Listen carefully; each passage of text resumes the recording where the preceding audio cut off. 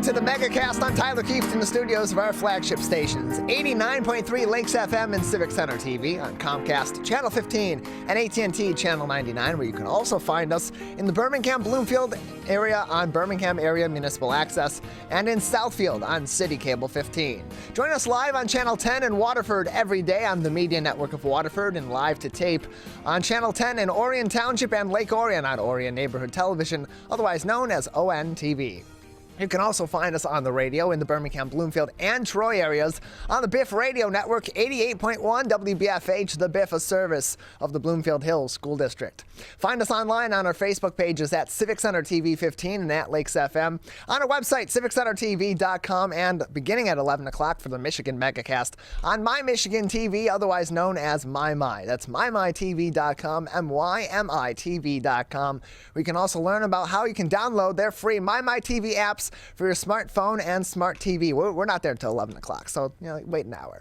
All that information's on our website, civiccentertv.com/megacast, where you can also find all of our programs on demand as well as each interview as well. Then let's head over to our coronavirus page, civiccentertv.com/coronavirus, where we have links to the most up-to-date information on COVID-19 from reliable expert resources at the Centers for Disease Control and Prevention, the Michigan Department of Health and Human Services, and the Oakland County Health Division, so that you can stay up to date on everything that you need to know about the spread of COVID-19, precautionary tactics such as physical distancing and masking, as well as vaccinations and booster shots locally and across the Great Lakes state.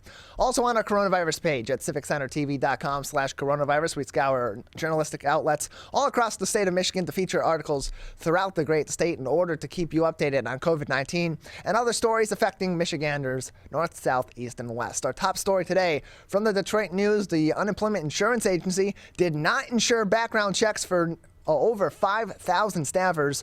Some had prior crimes, an audit is reporting. The Michigan Unemployment Insurance Agency failed to ensure background checks were conducted for more than 5,500 employees as the agency ramped up its numbers under a wave of new claims at the start of the pandemic. The agency also allowed departed workers continued access to the unemployment system, leading in at least one case to about $3.8 million in fraud, according to an audit from the agency's personnel management.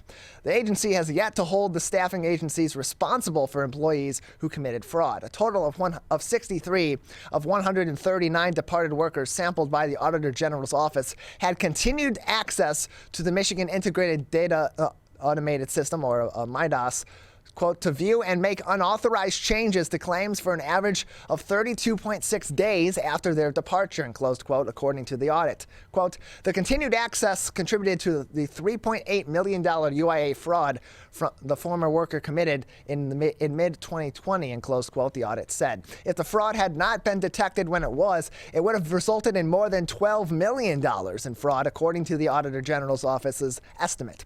Auditor General Doug Ringler rated the agency's overall handling of the new and departed employees as, quote, not sufficient, and closed quote, and found 4 material conditions, the more serious of findings in the state audit. The state said Friday the audit took place between October 2019 and late 2020, when the agency's workforce grew 5 times from pre-pandemic staffing levels. Quote, as UIA worked quickly to increase the department's capacity to address Michiganders' needs, the execution was far from perfect, said Agency Director Julia Dale. Continuing on, Dale said, quote, the lessons learned and opportunities articulated by the audit service as the platform to launch an improved Michigan Unemployment Insurance Agency, and closed quote.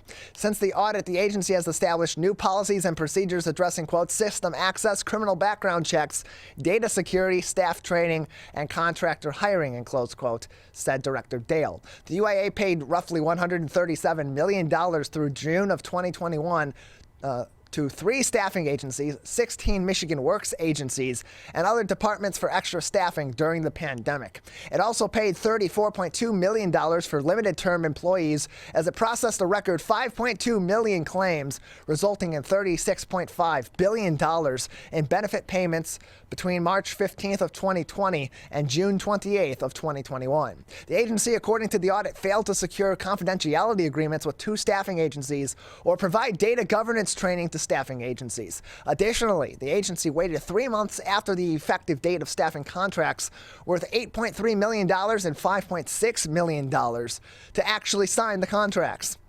The audit found the agency did not make sure pre-employment background checks were conducted on 5,508 workers. In addition, 71 of 169 workers still employed had one or more convictions for financial crimes such as identity theft, armed robbery, and embezzlement, according to the audit. That is a big wow. The audit also showed that the State Department of Labor and Economic Opportunity did not include conflicts and ethics language in 2 purchase orders with agencies, language that prohibits contractors from doing anything of impropriety that might influence a state employee, quote, by the direct or indirect offer of anything of value, end closed quote. Within 2 weeks of those purchase orders being completed, the program manager who executed the order asked the agency about job opportunities and was hired by the agency about 8 months later. Quote, although the interactions between the parties give the appearance of a potential conflict, nothing came to our attention to indicate the staffing agency received any favorable treatment, either financially or otherwise, according to the audit. Read that full article as well as supporting materials you're going to want to from the Detroit News. That is linked on our website, civiccentertv.com/coronavirus. Really interesting article. Important that you get that information as it's critical to how the state responded to parts of the COVID-19 pandemic, a critical part being unemployment payments, and some of the people that slipped through the cracks and were able to get jobs that had access to a lot of personal information of Michiganders, and some of which used that information for nefarious purposes or should never have had access to that information because they had prior convictions for financial crimes such as identity theft. So, really surprising, really disappointing information coming out of Lansing from the Unemployment Insurance Agency. Highly encourage you to go to civiccentertv.com/coronavirus and read that full article from the Detroit News. Also making headlines today, also from the Detroit News, Central Michigan University will temporarily shutter some dorms next fall. The university is planning to temporarily shut down 4 residential halls next fall, officials announced on Thursday. The North Campus residential community of Larsdale, Robinson, Calkins, and Trout halls will temporarily be closed. About 200 first and second year students who were signed up to live in those halls this fall will be relocated to residential facilities on the south side of campus, where officials say services will be amplified. The announcement first was made to students living in those communities in an email sent by Kathleen Gardner, Executive Director of Student Affairs. She said that the decision was made based on enrollment estimates for the fall semester that show the university will have more housing than students living on campus, Gardner told the Detroit News. She did not have those estimates available on Thursday. Quote, we can meet student needs by expanding housing options on the south of campus and reopening Troutman, Wheeler, and Kulhavy halls in the towers, Gardner wrote. Quote, these changes will enable CMU to provide higher service and support to students by streamlining operations, end closed quote. A follow-up campus-wide email indicated that the move is aimed at enhancing the experience of living on campus after 2 years of social distancing during the pandemic. CMU spokesman Aaron Mills said that during the pandemic, the college had students spread out across campus in, quote, de-densified residential communities, often on floors with several vacant rooms, end close quote. He also said, quote, in some cases, this meant some students had fewer opportunities to meet friends and build a community. It also meant that some services, including campus dining, were stretched thin, trying to accommodate a smaller number of students in multiple locations. Gardner and Sean Holtgreave, interim associate vice president for student affairs, wrote in the letter. Food service hours that had been curtailed will be food service hours that had been curtailed will be broadened, they said. Sorry, just a typo in the article. Weekend hours will resume at the Eatery and Dine and Connect, and Social House will reopen for lunch, dinner, and late night dining Monday through Friday, Gardner and Holtgreave wrote in that letter as well. While the move provides more opportunities for students to meet new people and participate in campus life programs, the temporary closures also, quote, allow significant cost savings for CMU while preserving jobs, they wrote in that letter. Mills said that the plan includes reopening Wheeler Hall, which was used for quarantine and isolation space due to COVID-19. He also said that Kulhavy Hall had been offline due to lower numbers of students, and Troutman Hall is newly remodeled. Mills said 3,666 students live in the residence halls during the fall 2021 semester. He also added. Gardner told the Detroit News that the university is planning renovation projects in the 4 residential halls while they are closed. She said the 4 dorms would be reopened, quote, in the near future, but did not provide a date or a year for that estimate. CMU requires freshmen and sophomores to both live on campus. This year, CMU housed students in 18 residential halls, but next year, 16 dorms will be open, including the newly renovated Cobb Hall. CMU's enrollment has been declining in recent years, and it lost more than 4,000 students since the beginning of the pandemic, but problems began long before that. The school in 2012 had more than 27,000 students, and enrollment had fallen to 19,431 by 2019. In 2021, CMU enrolled just 15,465 students, which was a drop of about 11% compared to 2020 when 17,344 were enrolled, according to a report by the Michigan Association of State Universities. CMU's enrollment decline over the last 2 years is the largest of all the state's 15 public universities.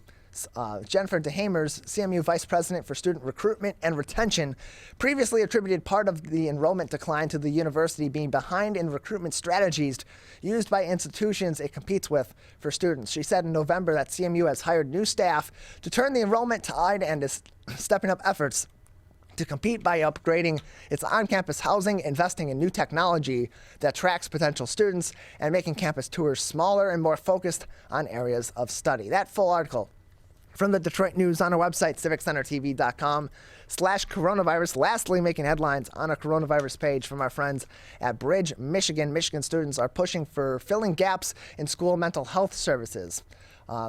Britton Benjamin Kelly and Taiba Muna have little faith in the system now in place to support student mental health in Michigan, a gap that they say must be filled. What's needed to address student mental health are more therapists and psychologists, they said during a panel discussion Wednesday, co-hosted by Chalkbeat Detroit, Bridge, Michigan, and the Detroit Free Press. You can watch the full conversation, which is linked in this article. Britton, a senior at Cass Tech High School in Detroit, said her school, which enrolls about 2,400 students, has only a handful of counselors. Quote, "That's stressful for everyone. I feel like we need more people for that in our school and other schools as well," unclosed quote. Poor mental health among teens has been a growing issue according to the CDC, where more than 1 in 3 high school students have experienced persistent feelings of hopelessness in 2019, a 40% increase from surveys made in 2009. Leading pediatric associations such as the American Academy of Pediatrics and Children's Hospital Association last year declared a national emergency in children's mental health, citing the pandemic's ongoing toll. Districts across the state have $6 billion of COVID relief funding to spend, which some schools are using to address youth mental health crisis.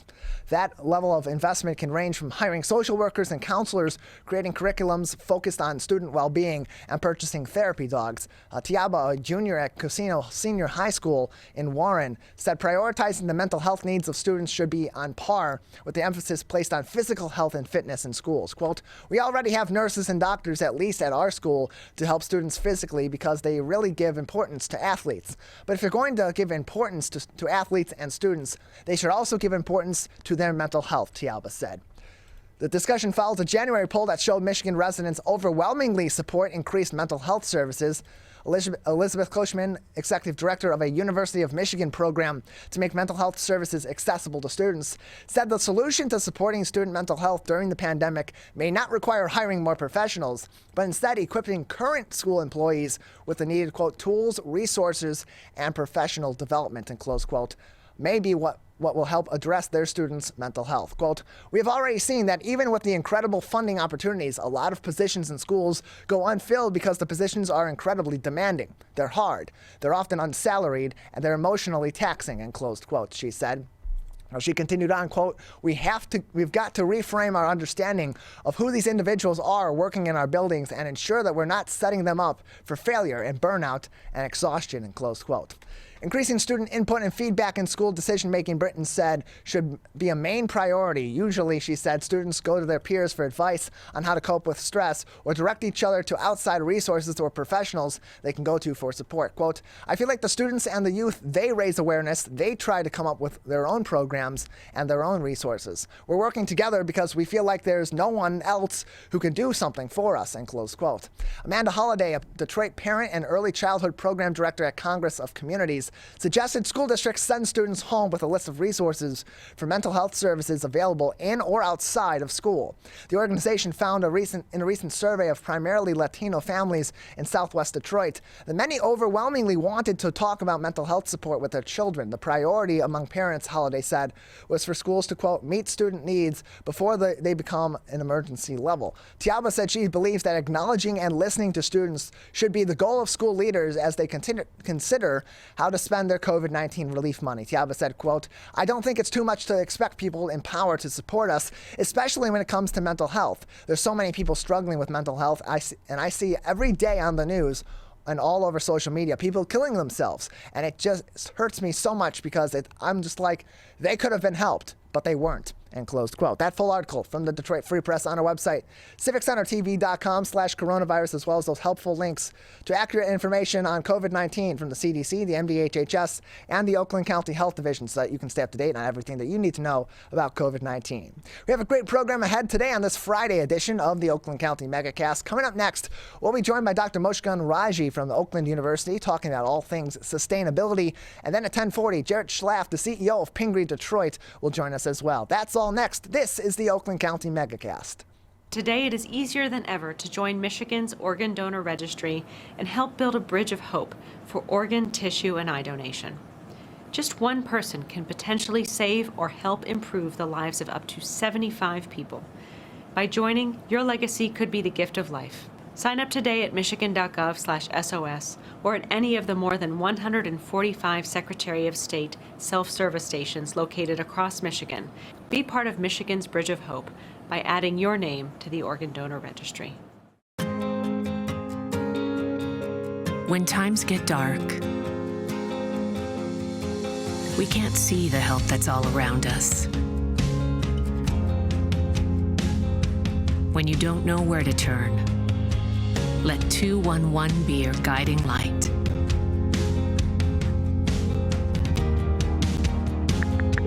211, how can I help you? Our guides are ready to connect you with the help you need.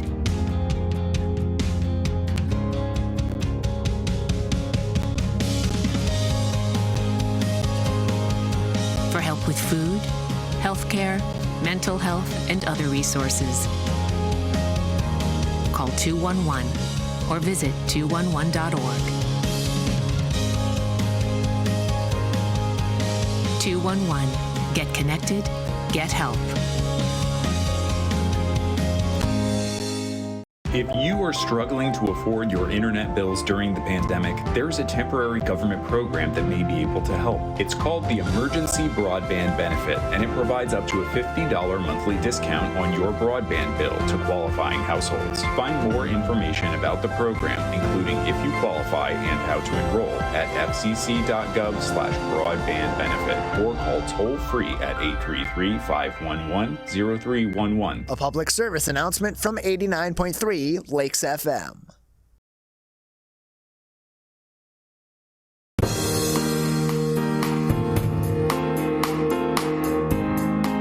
Joining us now from Oakland University is Dr. Moshgun Raji, one of the members of a team appointed by University President Dr. Ora Hirsch-Peskovitz to oversee development of the university's sustainability program. Dr. Raji, thank you for joining us. Glad to be here. Thanks for inviting me. Yeah, appreciate having you on. A really interesting project that's being undergone here at Oakland University, working on sustainability into the future, not just at the university, but also consulting with Oakland County in your county of origin over there on campus too, to plan for sustainability of the future, especially now, given that there's such great development of industry in Oakland County and really all throughout the state of Michigan.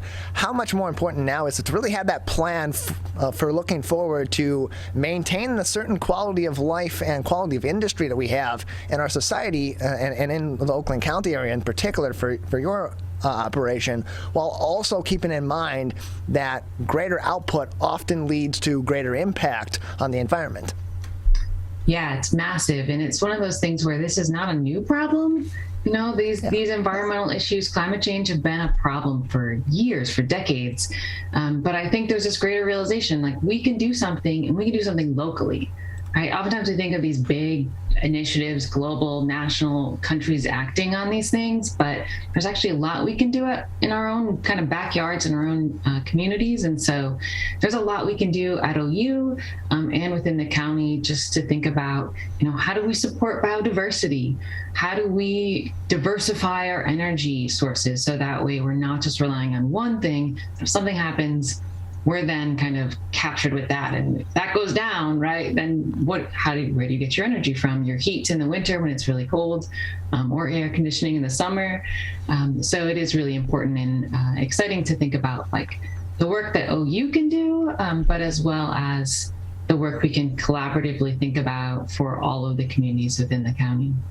And it's really interesting to think about, too, because of the natural resources that are available for energy here in Oakland County, and also because of the different forms of sustainable energy or cleaner energy that have come to the forefront in the last decade or 15, 20 years, all across the U.S. and around the world, and how those can be incorporated. And so what are some of those areas of focus that your team over at Oakland University are focusing on in Oakland County as ways to kind of go about organizing those sustainability projects going forward, and considering what are those options in the local area and how those can then connect to neighboring areas in partnership? Yeah, there are a bunch of different areas of sustainability that we can talk about. The kind of big ones that we're focusing on at OU, and I imagine the county is also going to focus on, is one is renewable energy and trying to diversify our energy sources, which I mentioned before. Another thing is biodiversity, and thinking about, hey, can we have native plants so that we can support our pollinators? And that's something that gets a lot of attention these days. So that's one thing. Another thing, we also are thinking about kind of workplace wellness, and what are the products we use that might expose our workers to chemicals, right? How do we ensure that they are actually safer for the people working on campus? And then we have kind of transportation. How do we think about, this is kind of a dual aspect, which is one is like, what are the vehicles we're using? What fuel do they get? How fuel efficient and energy efficient are they?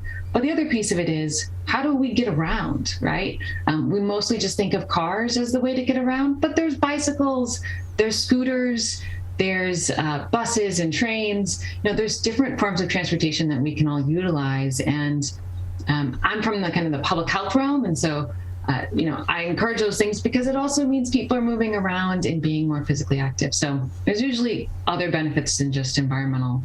And then we have thinking about kind of curricular activities, and this is particular to OU, right? We want to ensure that we are educating people, our students, and I would say the broader community, the public, about why these things have value and currency in our lives, and why we want to implement them in our community. Otherwise, kind of what are we doing? Why? Right? So talking about the rationale behind these things and educating people about the issues that exist, so they can critically understand what's going on. And then there's other issues around kind of communications, investments, and understanding that within the university, operations, maintenance, what are the practices we have, how often do we mow the lawn, all those types of things. And then water management, waste is another thing. I almost forgot waste. That's another thing people often think about, right? Think about food and dining, right? You have all of the waste from that as well. And then you just have all the classrooms, recycling, is there composting that's possible? So there's a lot of different things that we are planning on focusing on at the university. And I would say that we're probably going to see somewhat similar, but maybe not exactly the same, focuses within the county. And the hope is that we can try to figure out how can we kind of collaborate to be more efficient in all that we're doing. If there are innovative practices that we can use, what are the things we can implement maybe at OU, but also in a community in Oakland County. So whether or not that's Pontiac or that's Troy, wherever it is, thinking about innovatively addressing these types of issues. We're joined by Dr. Mushkin Raji. She is an assistant professor of public health at Oakland University, joining us on the Megacast. More information about the sustainability project at oakland.edu for more information. And of course, this project was mentioned and spoken about by Oakland County Executive David Coulter in his State of the County address recently. That is on oakgov.com/SOTC, oakgov.com/SOTC.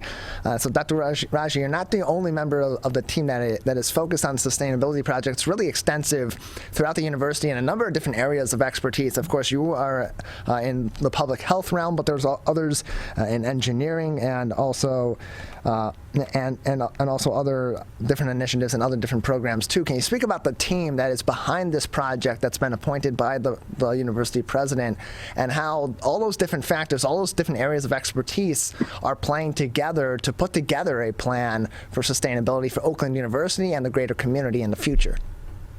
Right. So the leaders of the sustainability initiative at OU are myself, and I have a background in environmental health within public health, which is all about understanding how people are exposed to pollution and how that impacts their health. So kind of a human-centered, but a lot of that stems from understanding air, water, soil quality, food quality, and things like that, which all depend on environmental sustainability. The other members are Chris Reed, who is the director of the Oakland Center. And so he manages a lot of projects looking at, food waste, other waste within this. This is the student center on campus, and has been involved with other sustainability initiatives at other universities. And then the third member is Chris Kobus, who is an associate professor in engineering, and he works on renewable energy and kind of building energy efficiency. And what is encouraging to me is I think it's a good group of folks because we all bring our own expertise. I'm not a renewable energy expert, but Chris Kobus has that expertise. And so together, I think we make a great team to be able to think about kind of programmatic activities, health and environment, and then also kind of the practical engineering and logistics of megawatts and other things like that. So that's the core team that's leading the sustainability initiative at OU, but it is thankfully supported by the president, as well as there's another group of folks that are serving in an advisory board throughout the university that will help us try to kind of develop the initiatives as we go throughout the coming years. We're joined by Dr. Mushkin Raji. She is an assistant professor of public health at Oakland University, one of many members appointed by the Oakland University president, or Hirsch Peskovitz, to oversee the ongoing development of the university's future sustainability plan. And so as you are considering all these factors, as you're putting together plans for maintaining sustainability at Oakland University in particular, but also in the surrounding areas in the community in Oakland County, where does that turn from a plan into action, and what are those next steps after that sustainability plan is drafted and is put forth by the university to then take that into action? Because it's great to have a plan, but if the plan isn't ever enacted, what's the purpose? Yeah, that's a great question. So we've really been doing a lot of planning in the past year or so. We spent the past year about looking at how are we doing? What are the things we've been doing around sustainability? And really the next step is the action piece. And we are hoping at OU in particular to essentially have these different groups that are working, there are different committees working on biodiversity, on renewable energy, on the curriculum and sustainability, on transportation, and have each of those groups start working on what are their goals, short-term, medium, long-term, and then develop proposals of, okay, what do we need to do in the short term to try to start making these changes? And then what are the things we need to lay the groundwork on now, which we're not going to see the impacts maybe immediately, but we will a year from now, and we have to start doing that work now. So that's actually what we're moving into now, is let's start doing the action, because that's what we need, is to actually see some traction. And so that's the next step. We are working with the county as well, which is really exciting. And the county has a new sustainability officer that started in the fall. They're working on their own sustainability goals. And so part of this is also figure out how can we, as we're each developing our goals, start coming together and figure out where there's synergy and collaboration that we can do. Dr. Raju, just another minute or so before we'll say goodbye today. Anything else that would be important for our audience to know about the work that's being done by this group at Oakland University to put forth the university's sustainability plan, the partnership with Oakland County, or even if people want to participate or want to learn more information about the process that's being undergone at Oakland University, how they can get involved? Yeah, that's I think what's really exciting about this is I think this is something that a lot of people care about. Our students care about it, our faculty, our staff care about it, the residents of Oakland County care about it. And so it's exciting to have this come together. And I hope that all people get involved, both at the county level and with OU. We're a regional institution and we expect collaboration. And so I hope that people do. There is a website that's forthcoming. So if you look on the OU website, just search sustainability, maybe a week from now, you'll see it. That should be up and provide more information. I think what's important to me, I think, to also get across is sometimes this stuff is a little like, what are we doing? It's a little amorphous. And it's like, it often asks us to make changes now that maybe are different. But oftentimes they pay off in the long run. And it's thinking in this kind of longer term and sometimes circular frame of saying, how do we think about this holistically of what the impacts are? This is something that's going to position us well as a county, as a university, in terms of economics and social, environmental health, well-being. And so I hope that people can get involved and support it. Dr. Raju, thank you so much for joining us. Thank you. If you are struggling to afford your internet bills during the pandemic, there's a temporary government program that may be able to help. It's called the Emergency Broadband Benefit, and it provides up to a $50 monthly discount on your broadband bill to qualifying households. Find more information about the program, including if you qualify and how to enroll, at fcc.gov/broadbandbenefit or call toll-free at 833-511-0311. A public service announcement from 89.3 Lakes FM. Whether you're the city, the county, or the Huron River Watershed Council, we work together to protect water resources for everyone. Most of the pollution entering our rivers is carried by rainwater that runs off roads, parking lots, and rooftops. A rain garden helps catch stormwater runoff. Rain gardens and their plants help dirty runoff soak into the ground. You can do your part to help keep our water clean. Learn about rain gardens and native plants. So consider a rain garden in your home landscaping. Catch the runoff with a rain garden. There's one water, and it's ours to protect. I couldn't breathe at all. There was lots of talk about putting me on a ventilator. I thought I was gonna die. I was 39 weeks pregnant and had a scheduled C-section. During that time, I got COVID and was hospitalized for a month. I had a blood clot in my lungs. It caused me to go into right-sided heart failure. I was really scared. I kept texting my husband and my mom, telling them how scared I was, and I was worried that he was gonna grow up without a mom. And then I was worried if, when I did get home, that he wouldn't know who I was. You know, being 27 and a mom and a wife and having that all almost taken away from me. It's scary, and if a vaccine can prevent that from happening, why not? Get your vaccine. I don't want this to happen to anybody else. A message from the staff of Michigan's Crime Victim Compensation Program. Anyone can be a victim of crime and suffer lasting trauma, physically, emotionally, and financially. But you are not alone. If you're struggling financially due to a crime, we're here for you. Find out if you qualify for crime victim compensation.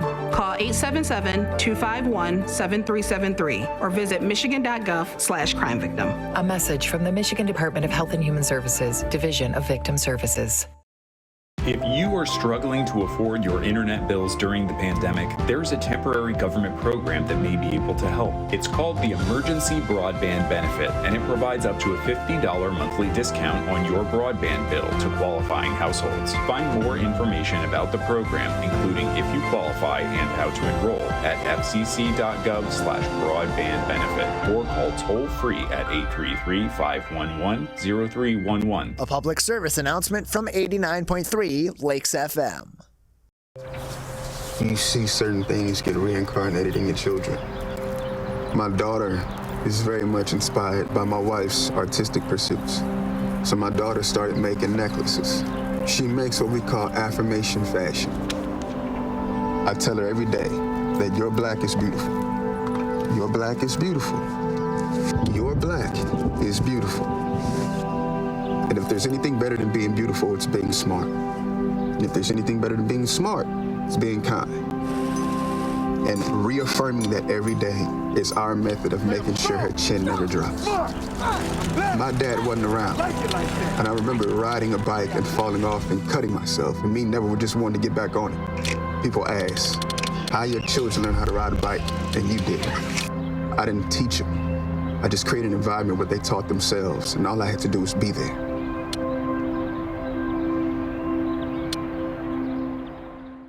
Whether you're the city, the county, or the Huron River Watershed Council. As partners working together to protect our water resources, we agree. Pet waste is a source of harmful bacteria in the Huron River. When it's left on the ground, it can wash into the storm drains. These lead directly to our streams. No filters, no treatment. Here's one thing we know that can help keep our water clean. Pick up pet waste and trash it. Pick up pet waste and trash it. So pick up pet waste and trash it. There's one water, and it's ours to protect. Who is struggling right now? I am. My son is. Many are struggling with anxiety, depression, and substance use. Before it becomes a crisis, reach out to MyCal, the Michigan Crisis and Access Line for free confidential support 24/7. Available in the Upper Peninsula and Oakland County. Just call or text 1-844-44-MyCal or chat online at michigan.gov/MyCal. A message from the Michigan Department of Health and Human Services. Motorcyclists are hard to see. To keep everyone safer, it's important to always look for them and know where most crashes occur. 84% of motorcycle and vehicle crashes happen on streets, not highways. And most crashes with motorcyclists occur when vehicle drivers are turning left. So before turning, especially to the left, make sure you look for motorcyclists. Then look again. It could save a life.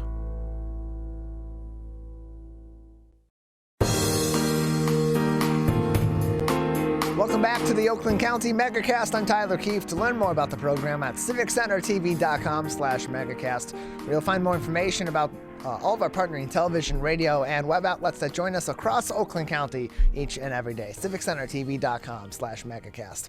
Everyone wants to support local businesses, and what's even better is when these businesses create their products in our backyard with people from right here in Michigan. One Detroit business is doing just that. Pingree Detroit CEO and co-founder Jarrett Schlaff joins us now on the Megacast. Jarrett, thank you for being with us. It's great to be with you today. Thanks. Appreciate having you on. So we've had you on before to talk about Pingree Detroit, but for those that haven't seen our previous interview with you or aren't familiar with Pingree Detroit, tell us about your business. Of course. So first, I was actually born and raised in Waterford, went to Waterford schools, went to Oakland University, and the company itself, we're based right here in Detroit. I've had the chance to live in Detroit since 2010. Our company didn't start with the product. We started with purpose in mind. So we started with the goal of making meaningful living wage work in Detroit. We saw a need and opportunity to create that meaningful work alongside U.S. veterans and Detroiters. And so when we started, we were seeking what we could make. At the time, we hadn't made shoes since the 1950s in Detroit. We actually launched the first sneakers made in the city back in 2018. And since have expanded to everything from our junkyard dog leashes to we have wallets, everything made with leather and seatbelts upcycled from the Detroit auto industry. And so you mentioned veterans being a critical part of that, and that is a really interesting point, is that a lot of these products that you're creating are being created by veterans that you're hiring to fill these jobs when they come out of the service and are looking for that first civilian job after exiting the military and retiring from their services. And so all these products are made right here in Michigan by civilians and by military veterans. Tell us the story of how that effort got started, hiring or looking actively to hire veterans into this operation to create these Detroit-made products. Of course. I'll start by saying every organization, every business can benefit from mission-driven individuals, especially veterans. So we're thrilled and lucky to have leaders on our team. Our co-owners include veterans. The whole design of our business is really mission first. So when we started and we decided, we saw this as an opportunity, as a need. We were meeting folks, especially even in my neighborhood, who couldn't find meaningful work. And so we decided, what can we create with our hands? What can we make? How can we create a business that develops, advances folks, teaches a skilled trade, and then gives equity? So we actually share 77 cents of every dollar in profit with the veterans and Detroiters in our team. We do free skilled trades training, industrial sewing, shoemaking, leather crafting, machine repair. Thanks to a ton of partners, we're able to do this, and we're really trying to be rooted in the neighborhood in which we're a part of. And so talk about those partnerships. What are some of those partnerships that allow you to put these efforts forward? Because it's pretty unique in any business, a large business or a small business that's locally owned, to provide that kind of training opportunities for your employees on top of their everyday work. Definitely. I could spend an entire program just going through a list of all the partners, so I can't do all that. But I'll say a few top of mind. The state of Michigan has been amazing, partnering with us both through like the skilled trades training fund to give us some dollars towards some of those training costs. As a small business that still some months aren't profitable and year to year are still working on getting that balance. We've depended on relationships with folks like Lear, Eagle Ottawa, Ford, GM, Rocket Mortgage, all these different groups and individuals who have supported us with training dollars, resources of equipment, materials.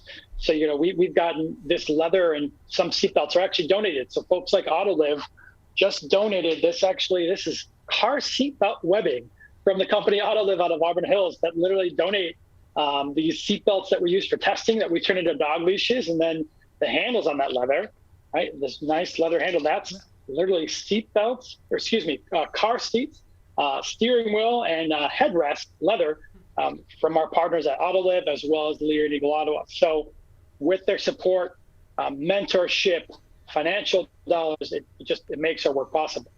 We're joined by Jarrett Schlaff, the CEO and co-founder of Pingree Detroit, joining us on the Megacast. Price also a big factor for you on the business side, but also for customers and every product that's being made and being sold. And one of the added benefits of having your products being locally sourced and locally made is you're not factoring in so much of those shipping costs or those import costs as well that often play into the final price of these products and the amount of money that you and then your employees are able to make from the production of these products. Can you talk about the importance of having these products that you're selling in Detroit or out of Detroit also being made in the city of Detroit? Of course. Yeah. So one thing that's unique about us is we actually source every single component from the United States. It's very, very difficult. We're close to having that across every product line, but things like our leash, right? This is made in America. It's extremely hard to source hardware in America. Our label is sewn in America. Every piece of hardware components, there's only a few things like some of our footwear, there's a few key parts that just aren't made in the United States. But otherwise, the things that are, we source locally. So we're both expanding, creating more American jobs. We're keeping things local, reducing the carbon footprint, and we can share those cost savings with folks as well. So like our leashes are $29.99, right? It's an accessible price point. We've got, $44 trifold wallets. Our coasters are $21.99. Great gift, comes with the story, comes with the impact with our cork down coasters. Our mouse pads are, $20. So really a goal of what our cost is to make it, enough markup to cover our lights and bills and have some go back to the team in our neighborhoods. But our core focus is being competitive, creating goods that last a lifetime, and then really just infusing that right back into the city of Detroit and broader Michigan. We're joined by Jared Schlaff, the CEO and co-founder of Pingree Detroit, with us on the Oakland County Megacast. So talk to us also about Corktown Coasters. It's another great product that you manufacture right in the city of Detroit, using products from right here in Michigan.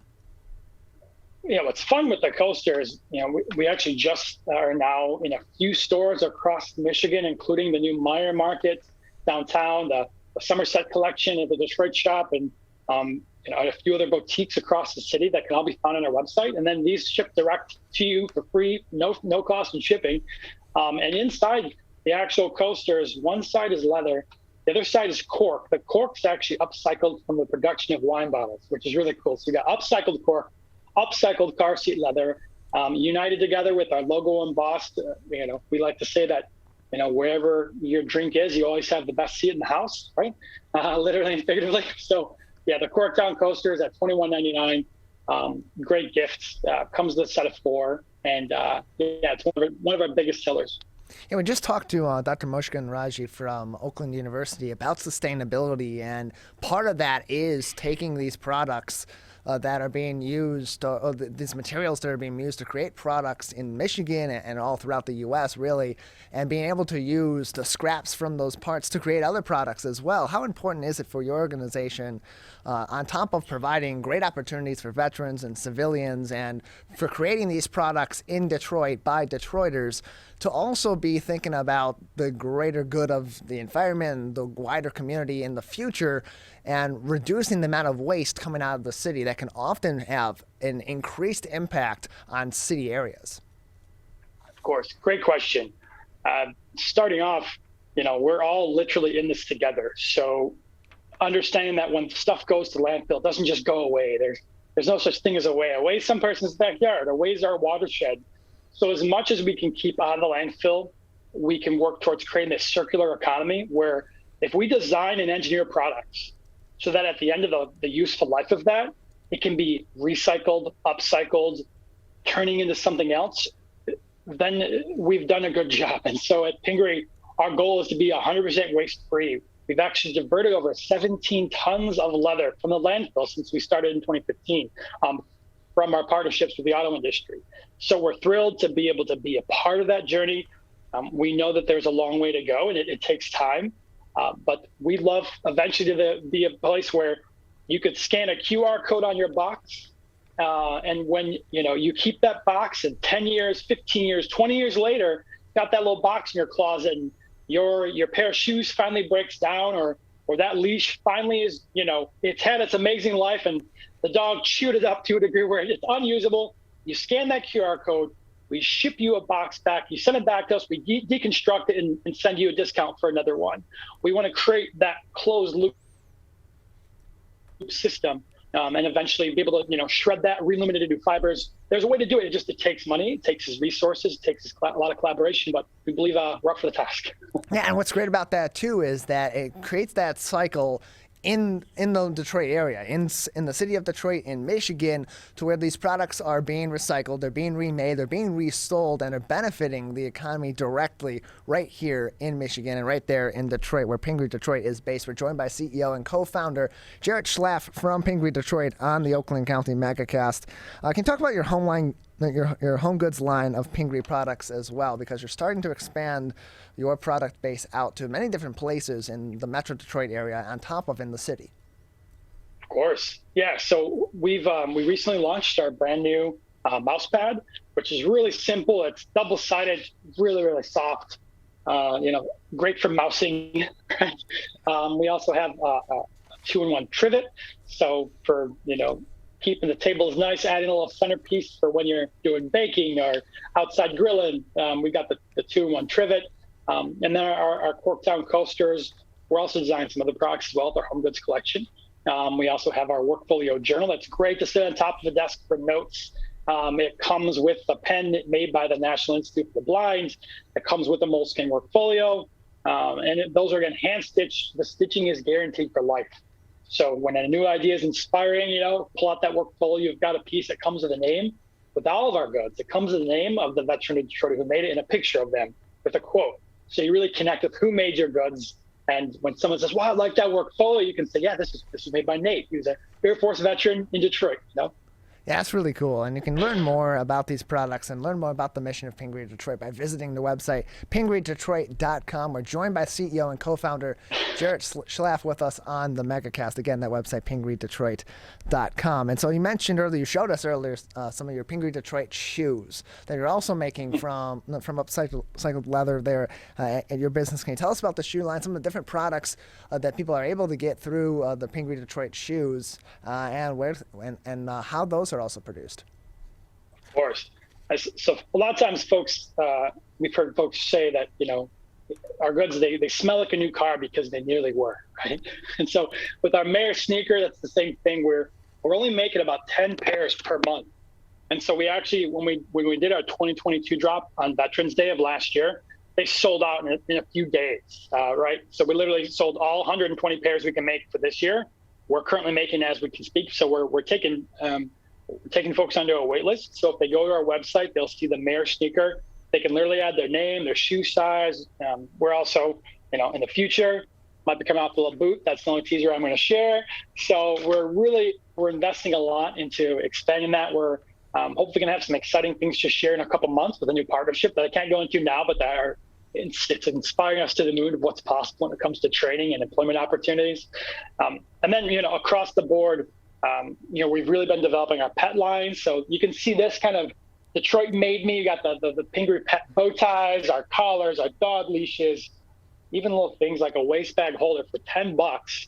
You after you knot your waist bag, you put it right here. So as you're tying this to the leash, you never have to carry a waist bag ever again. So anyone that's a dog parent, dog grandparent, these are a really fun little gift with a little poop emoji, right? Nice. And so yeah, that's probably been one of our fastest growing lines, actually, our pet division. We're joined by Pingree Detroit CEO and co-founder Jarrett Schlaff on the Megacast. More information on their website, pingreedetroit.com. That is pingreedetroit.com for more information and to shop online through Pingree Detroit. And so a couple more minutes with you, Jarrett, before we'll say goodbye. Anything else at this time that would be important for our audience to know, or anything else we should be on the lookout for on your website or at your physical location? Great question. I would say one thing that's not necessarily on our website, but we just started leaning into is beyond just the goods you can buy on our website. We've done cross-branded goods with a number of corporate, nonprofit, and different small business partners. So things like our Whittier wallet or a business card holder, they can be cross-branded. So for, you know, smaller runs of 10 up to, we've done 2,000 of one good.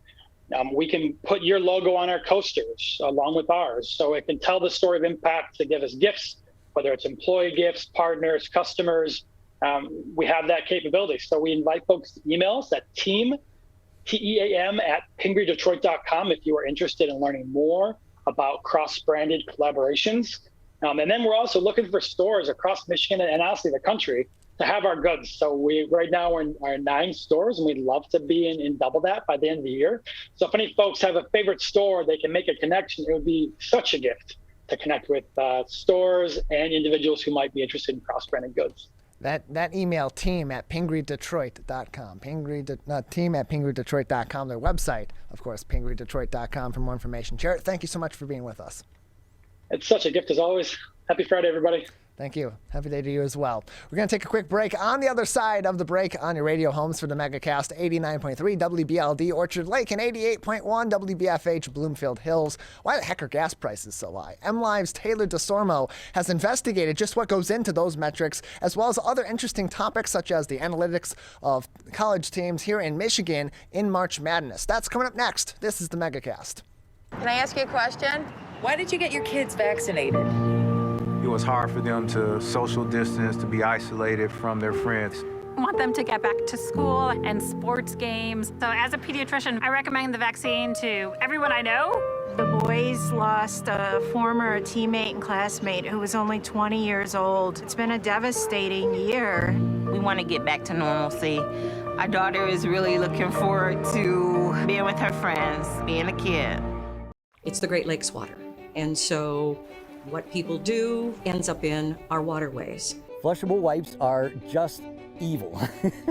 They should be thrown away. They're impossible to destroy, and they can cause significant problems. One of the main things when you're cooking is to not dump fats, oils, and greases down your drains. They stick to the sides of pipes, they stick to everything they come in contact with. Don't put it down the sink. There's one water, and it's ours to protect.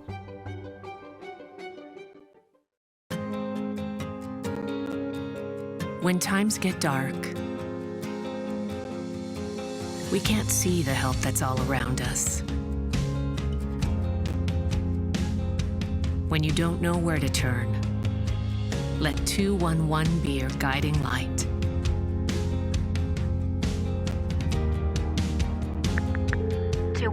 How can I help you?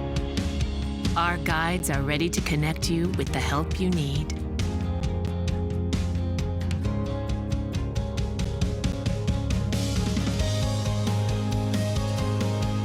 For help with food, healthcare, mental health, and other resources. Call 211 or visit 211.org. 211. Get connected, get help.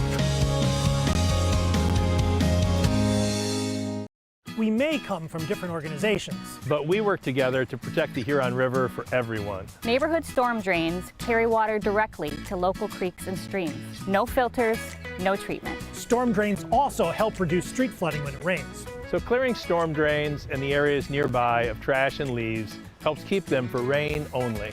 It is easy to do your part by adopting a storm drain.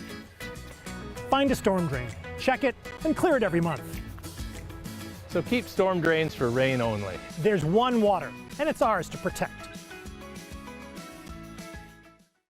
If you are struggling to afford your internet bills during the pandemic, there's a temporary government program that may be able to help. It's called the Emergency Broadband Benefit, and it provides up to a $50 monthly discount on your broadband bill to qualifying households. Find more information about the program, including if you qualify and how to enroll, at fcc.gov/broadbandbenefit or call toll-free at 833-511-0311. A public service announcement from 89.3 Lakes FM.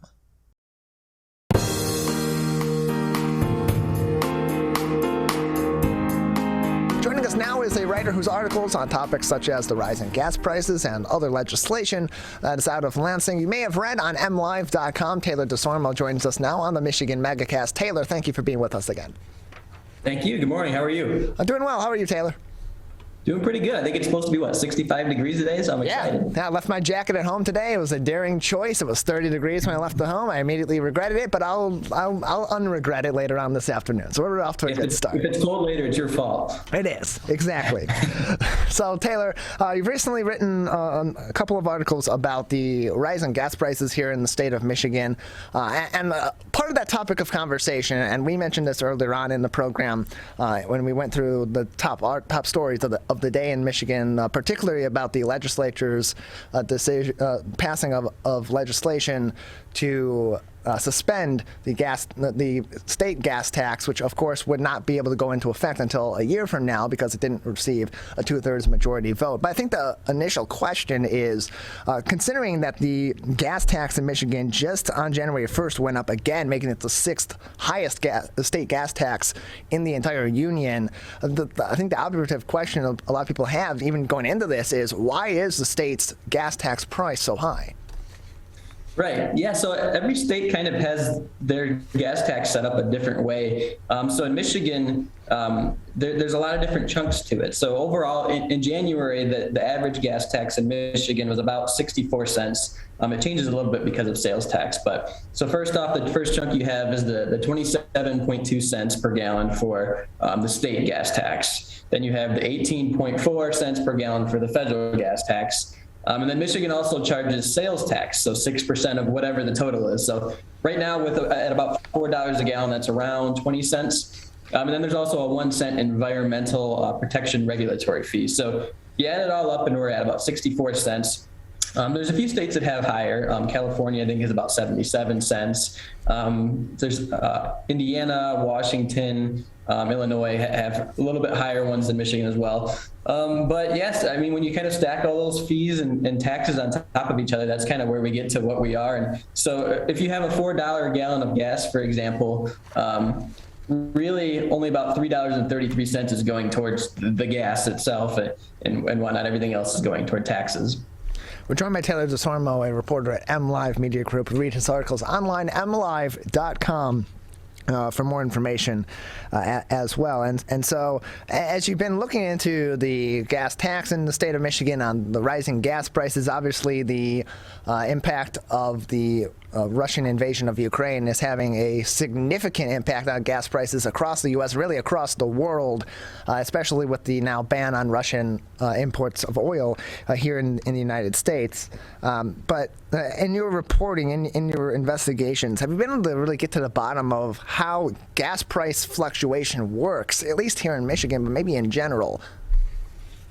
Yeah, Michigan definitely reflects the federal kind of changes. There's a few specific ones for Michigan. Obviously, we go to more of a summer blend around May or so. So that kind of changes prices a little bit higher, but that's not a huge deal. In general, though, I mean, the changes that we've seen in the past couple of weeks are really unprecedented. I think, let's see, I know as of March 7th, that week, we raised gas prices nationally by 47 cents. And that's the largest single week gain that we've seen in the U.S. Dating back to the record starting in 1991. So this past week, this March 7th to 14th was a little bit better. It was 21 cents that we went up on average. But even that is still the fifth highest weekly raise since 1991. So they're quite large jumps. So right now, the average, talking about regular gasoline, is $4.18 a gallon. That was last week. So the good news is I think that we're expecting it to go down in the next couple of weeks.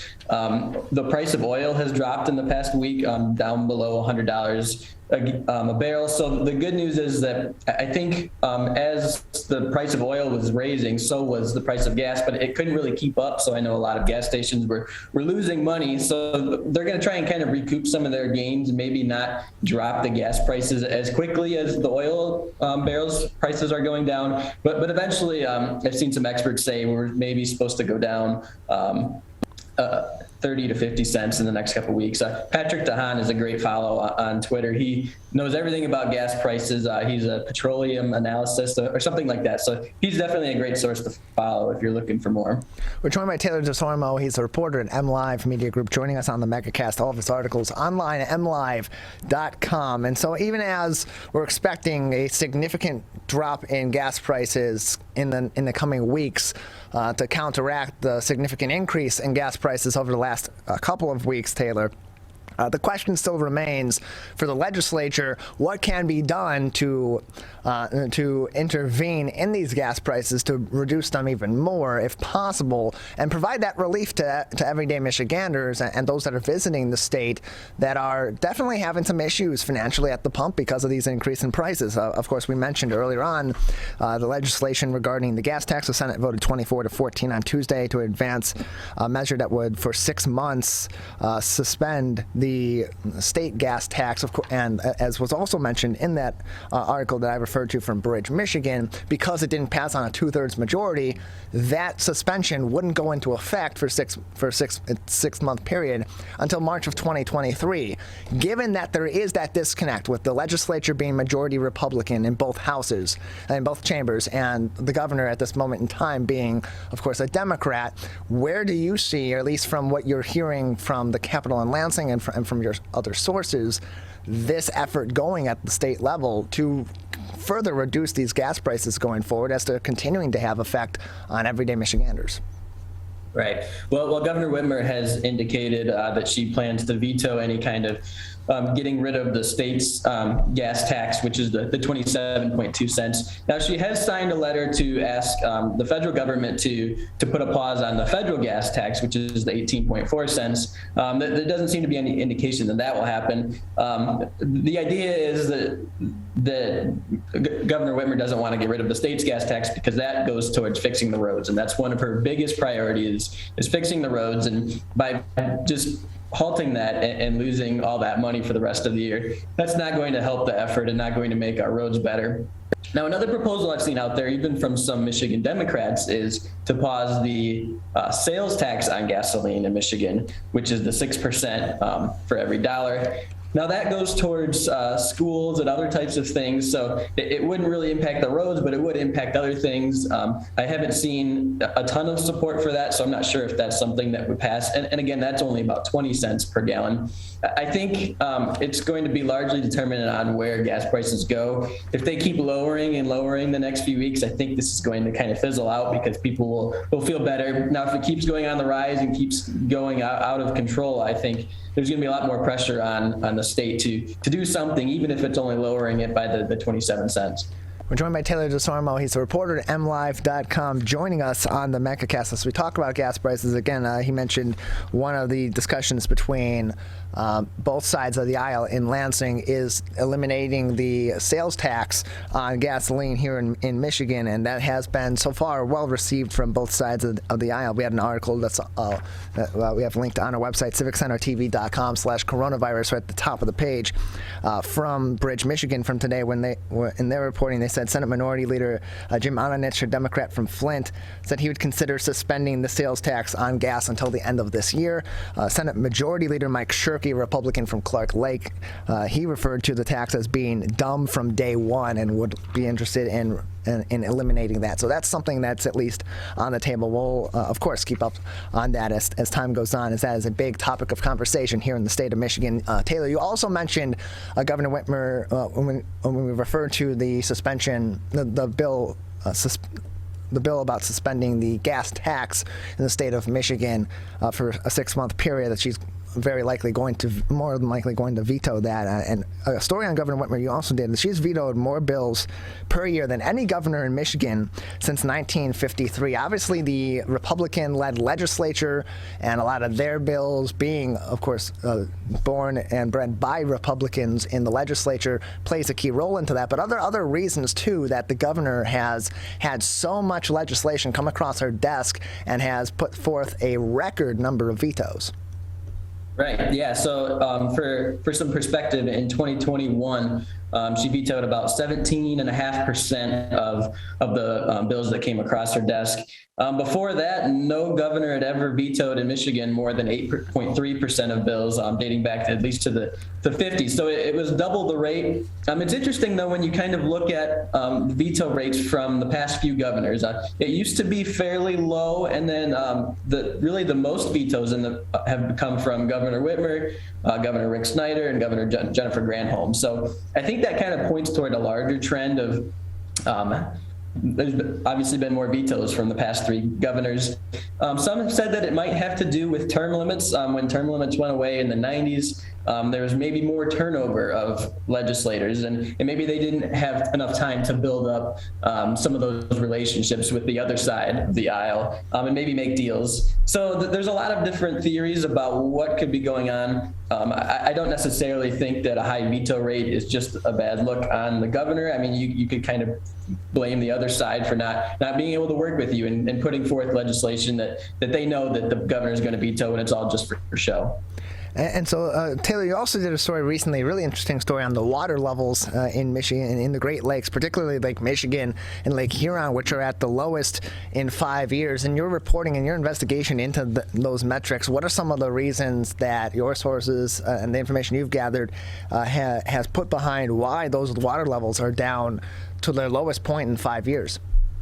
Right. We've seen some kind of crazy swings with water levels in Michigan recently. For a while, they were nearing record lows kind of in the 2000s. And you saw you saw that, and then all of a sudden in 2013, it really shifted, and we saw some record highs. I mean, and it's easy to see when you go to the beach in the summer, and there's only this much beach before you get to the sidewalk. Like, whoa, these water levels are not normal. So there's a big swing in that.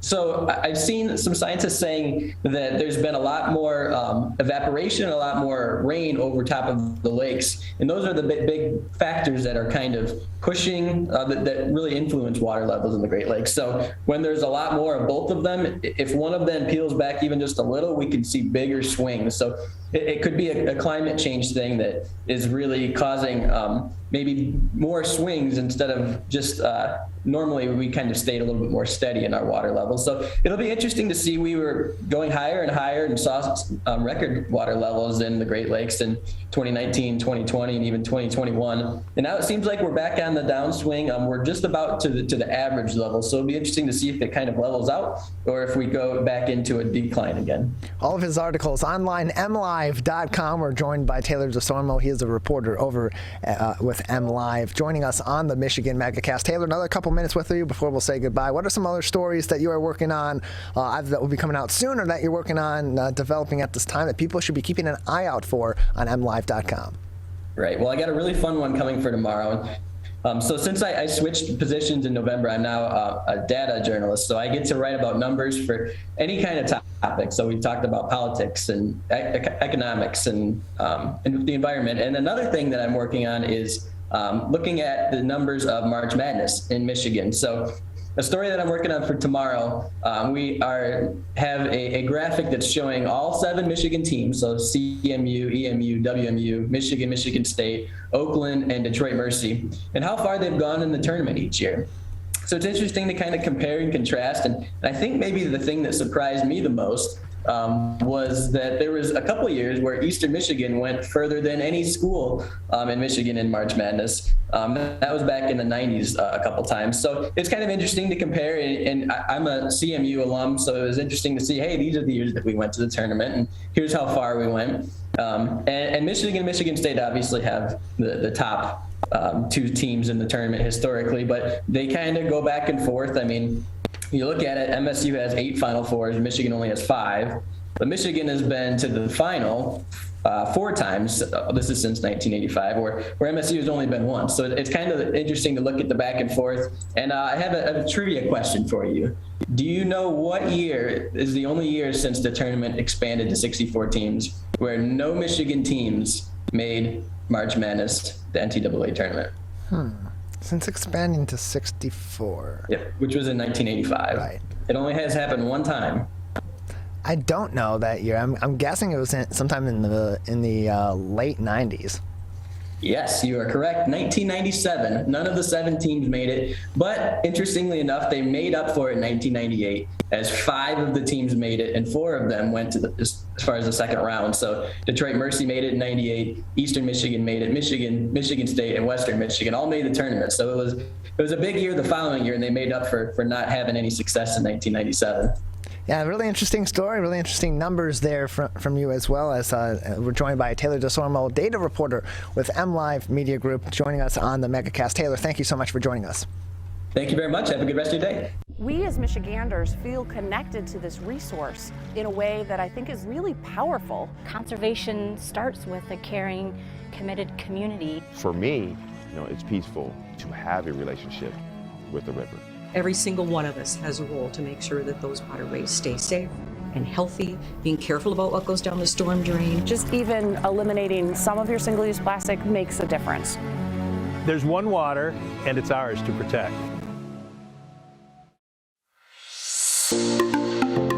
Did you know that nearly 3.31 million Americans don't get their annual checkup? Going to the doctor regularly is extremely important and is a crucial factor in maintaining good health. Make sure you are visiting your local doctor often and telling them about any health concerns you have. For more information, contact your local healthcare provider. This message is brought to you by WBHS Digital Media Arts Program and 89.3 Lakes FM.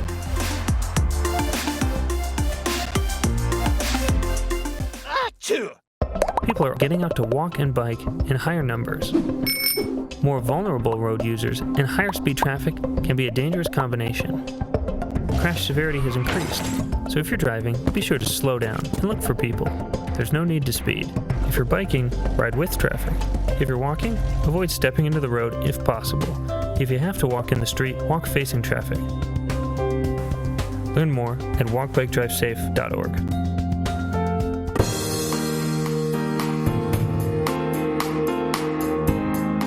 According to the National MS Society, nearly 1 million people, about 913,925 people in the U.S. are living with multiple sclerosis. Joining us now to talk about multiple sclerosis, as March is National MS Month, is Sandra Rossman, the Vice President of Business Development and Research at the Michigan Institute for Neurological Disorders. Sandra, thank you for being with us today. Hi, thank you so much. It's great to be here. I appreciate having you on to talk about MS. So I'm sure many people have heard of multiple sclerosis. Many, however, may not know exactly, what causes MS and the physiological effects that it can have on people, which are quite varying. So if you could, if you would, please give us an overview of what from the medical community's knowledge causes MS, and what are some of the different ways that it can affect people's bodies? Well, we don't actually know the full cause. Most recently, a new study was published, an actually well-designed study showing that a correlation between the Epstein-Barr virus as a viral trigger for multiple sclerosis. So most people with MS will have the antibodies that have been exposed to Epstein-Barr virus. That doesn't mean that everyone who has Epstein-Barr virus is going to develop MS. We think it's a number of factors that contribute to the diagnosis, and genetic issues. It's not fully genetic. It's putting the pieces of a puzzle together to even diagnose it. But the fact that there's been a lot of speculation over the years that there must be a viral trigger to a lot of autoimmune disorders, and MS is considered an autoimmune disease, meaning that your own immune system turns against particular antigen that they detect in the body, and so the negative thing that they want to attack, which unfortunately in multiple sclerosis is the brain and spinal cord. That can then lead to varying degrees of symptoms and ultimately, resulting in quality of life issues. So there are multiple forms of multiple sclerosis that can affect people in different ways. Can you talk about the different, really the predominant forms of multiple sclerosis and the different ways, that it takes a toll on somebody's brain and spinal cord and ultimately their body, but also who those different forms of multiple sclerosis really usually affect? Right. So again, like you said, about 1 million people in the U.S. Have now been diagnosed.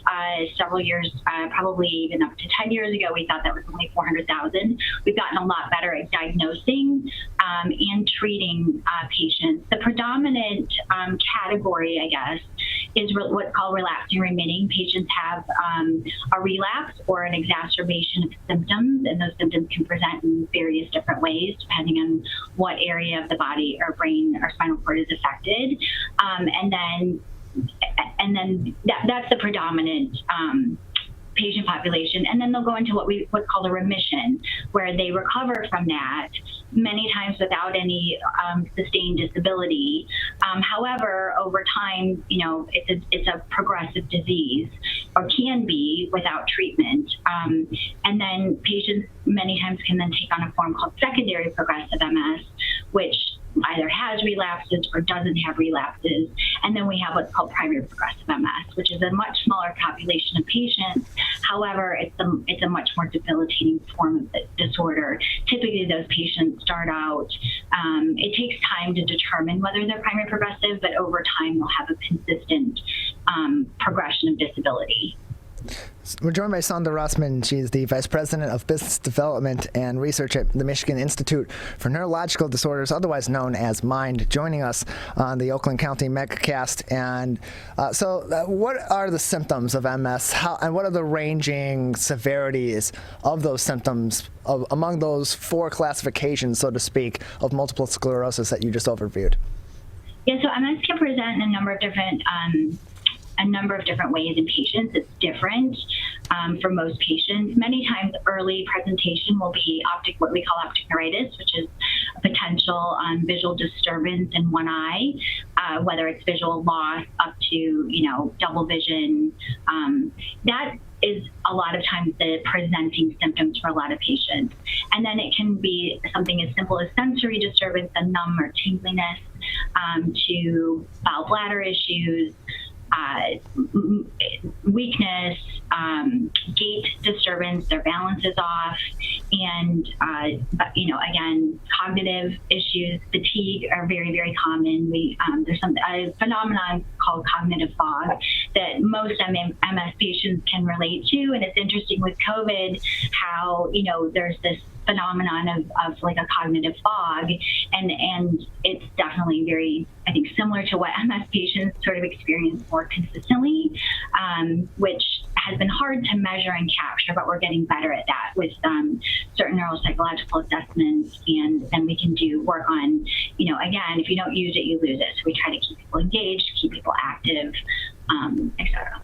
We're joined by the Vice President of Business Development and Research at the Michigan Institute of Neurological Disorders, or MIND, Sunda Rossman, with us on the Oakland County Megacast. Learn more information and get in contact with the Michigan Institute of Neurological Disorders by visiting their website at mindonline.com. That is mindonline.com. And so, Sunda, related to multiple sclerosis, my dad has MS. He was diagnosed in the summer of 2010 at the age of 50 with multiple sclerosis. He had similar symptoms to what he has been feeling over the last 12 years that he has known he's had MS, well before he was diagnosed. So with that, when generally are people diagnosed with multiple sclerosis, and what typically is the process of them going from relaying their symptoms to a doctor or to a neurologist, and then ultimately being diagnosed and then hopefully soon after begin treatment for MS?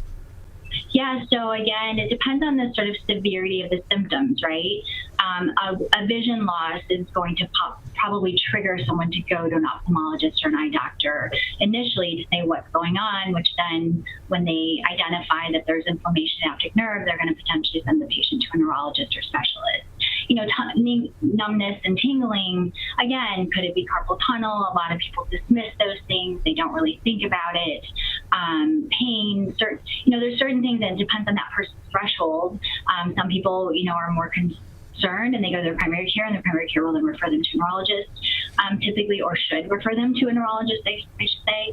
And then others, again, will wait. And, it sounds like with your dad, he probably just thought I'm getting older. It's, part of whatever, and just tried to kind of muscle through, which a lot of people will do. What we do know is that treating early is very, very important. So, and we're able to diagnose much earlier now. So I too have multiple sclerosis.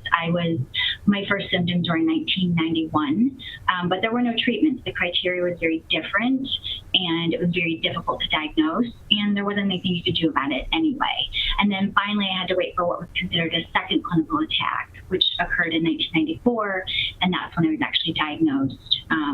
At that time, though, there was one therapy, and a second therapy was coming out soon that seemed more suitable for me, just given the nature of it was an injection, and in terms of being compliant and adhering to it, I had a better chance with this next drug.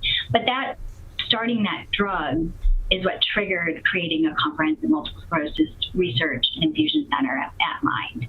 And so for us, it has always been getting on treatment as soon as possible, give patients the best chance for outcomes. Now we have over 22 therapies to treat MS, which is pretty amazing. So you mentioned those 22 therapies. There are multiple different forms of treatment or strategies for treatment. And so what's the prognosis with multiple sclerosis? Because as I mentioned, my dad was diagnosed at 50.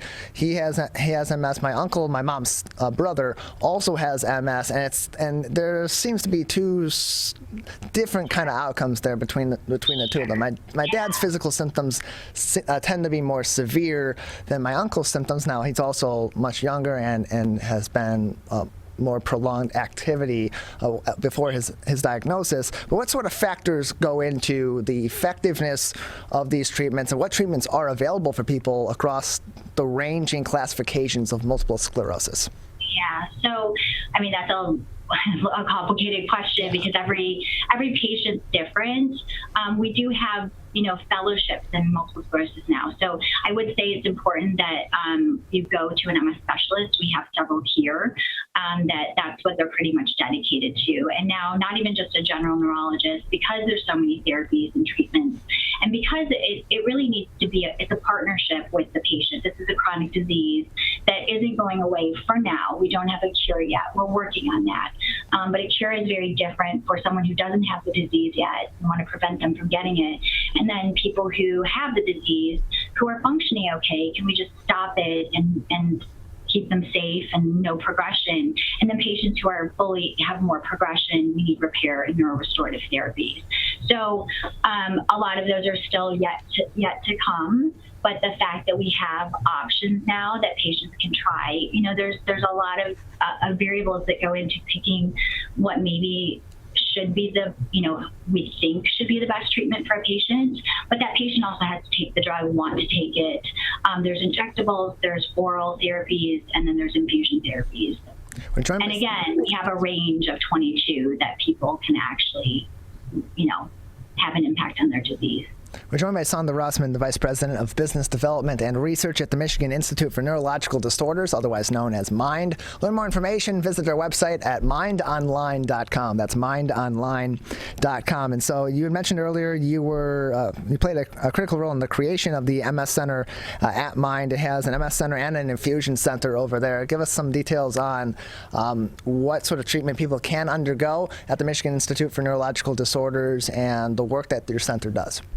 Yeah, so MIND is a pretty extraordinary place. It was originally created as a private neurology practice, which to service in one of the largest private neurology practices in the state, and had the first private MRI, and at the time we had a CT scanner. We've now just expanded, and we now have subspecialties of centers of excellence. We were recognized by the National MS Society as a comprehensive MS center of care in partnership with them, which is a wonderful distinction.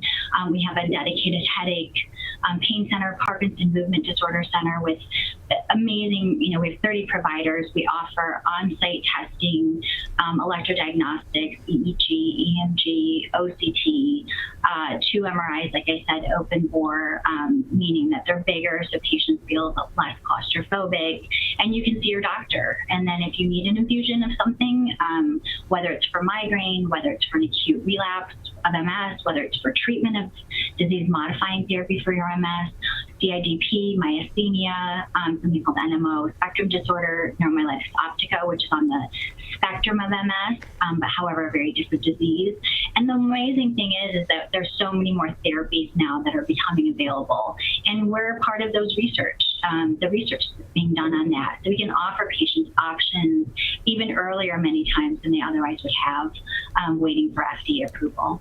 And so you mentioned that the Michigan Institute of Neurological Disorders initially was a quite extensive, quite large private practice. It's now delving, of course, into treatment, as you mentioned, with the MS Center, with the infusion centers, the other specialties that are specifically studied and are treated through MIND at this moment in time. On the research front, particularly for multiple sclerosis, what kind of research is being done by MIND at this time? And what are some of the more recent and interesting discoveries or things that you and others and your colleagues over at MIND are looking into regarding multiple sclerosis?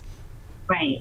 So again, we've gotten better at diagnosing and classifying patients typically. And again, from MS, there may even be, we're now finding that there's other disorders that maybe appear to be MS, but aren't. And so we are able to now isolate those and try to target and treat those. But for MS research, again, we've come such a long way since the late 90s, mid 90s when I was diagnosed. And again, have been part of some of the most important therapies that exist. And currently now there's a new class of drugs called BTKI, or tyrosine kinase inhibitors, which seem to be very safe and seem to be very effective and work on 2 different components of the immune system. No data has been published. This is most companies though have this class of drugs. It seems to be very, very promising as another oral alternative for patients. And then neurorestorative therapies are huge, right? We want to repair the damage that's done from MS. So MS, your immune system's attacking your brain and spinal cord, the coating over the nerves that disrupt conduction of the nerves, which then can result in blindness, paralysis, sensory disturbance, cognitive issues, fatigue, etc. So if we can somehow restore that connection in some way, that's sort of the ideal scenario. Unfortunately, to date, none of the therapies have been able to prove that. They have on a very small scale, but not generalizable to the larger population. But there's still a lot of work being done, and there's a lot of repair therapies still sort of in the pipeline, and that's what we're hoping. And then, of course, the Epstein-Barr virus, component. If we can find a vaccine or a way to stop, the disease from happening to younger individuals, or if we can, for the people who already have it, if we can prevent the progression of the disease for those, but we still need a repair of damage that's been done. So we're trying. So Sonda, in your research and in the research of your colleagues, both at Mind and in the wider medical community, neurological medicine community, people may be wondering, like they do with any other condition, is multiple sclerosis genetic? Yeah. So there's a genetic component, but it's not fully genetic. In monozygotic twins, you would expect that if one twin got it, then 100% of the time, the other twin would get it. But it really is only about 50% of the time that other. So there's a genetic component with what we think is a viral trigger now, potentially Epstein-Barr virus. And then is it, again, is there other environmental factors that contribute to the perfect storm of why certain people develop this or any other disorder, really. But So for individuals or for people who have those with MS in their life, what support systems what support systems exist for those both living with MS and for those that may be assisting with those living with MS in their life or taking care of those with MS in their life? Well, don't underestimate the importance of the caregiver and the support of family and friends and whatever that person's sort of network is, including their healthcare team. And that's what it should be, a partnership, a team approach to taking care of people. And that's what we try to really focus and emphasize on here. We have dedicated MS doctors, MS certified nursing. Again, we refer out for physical therapy, but keeping people's minds, bodies, nutrition, it's a comprehensive approach, right? This is your body, and we need to try to preserve as much as possible until we can find that cure. And we've done a really good job. We have disease-modifying therapies now that can actually sort of halt the process. It's not perfect, and it doesn't reverse symptoms or damage that's been done. But if we can stop that and buy time until better therapies come out, that's really what we're trying to do. And for a lot of people, they just go on leading completely normal lives, and you would never know that they have MS. For others, not as great. We do have a therapy, the first therapy that was approved for primary progressive MS. It's about 24% effective, but it's something, again, to buy a population of patients who didn't have anything. They now at least have some way to fight back for the disease. And again, being on a therapy is incredibly empowering and really important for patients. And so part of why this MS Center was created is truly to give patients access to care and therapy the way that, fundamentally myself and my late husband who co-created the center felt that it was important you take care of people. We're joined by Sonda Rossman, the Vice President of Business Development and Research at the Michigan Institute for Neurological Disorders on the Oakland County Megacast. Again, their website, mindonline.com, mindonline.com. Sonda, before we let you go, anything else that would be important for our audience to know about the work being done at Mind at this time or about multiple sclerosis? Yeah, Mind, again, we hope we don't have to see you, but we're here if you need us. And it's the goal was one stop. Basically, you're able to come here to get as many things as you need in one place, which can preserve the person, close proximity parking, your caregiver, if you can have all your testing, diagnostics, treatment and your doctor visit in one place. It's really a beneficial thing all around, cost efficient for payers, and convenient, and really some of the best care that you could ever receive. We're very proud of our center. Sandra, thank you so much for joining us. Thank you. Thanks. Appreciate Stay safe. it. You can Stay healthy, everybody.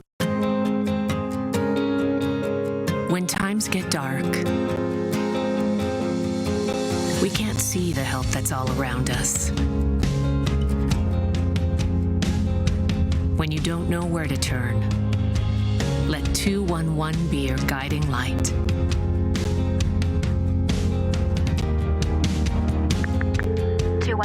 How can I help you? Our guides are ready to connect you with the help you need.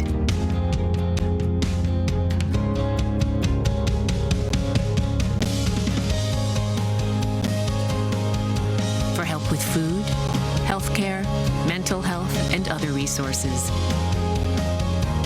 Call 211 or visit 211.org. 211. Get connected, get help.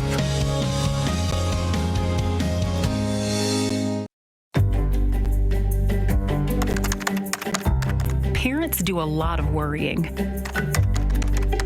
Get your kids caught up on childhood vaccines to protect them from these 14 preventable diseases, and you'll have 14 fewer things to worry about.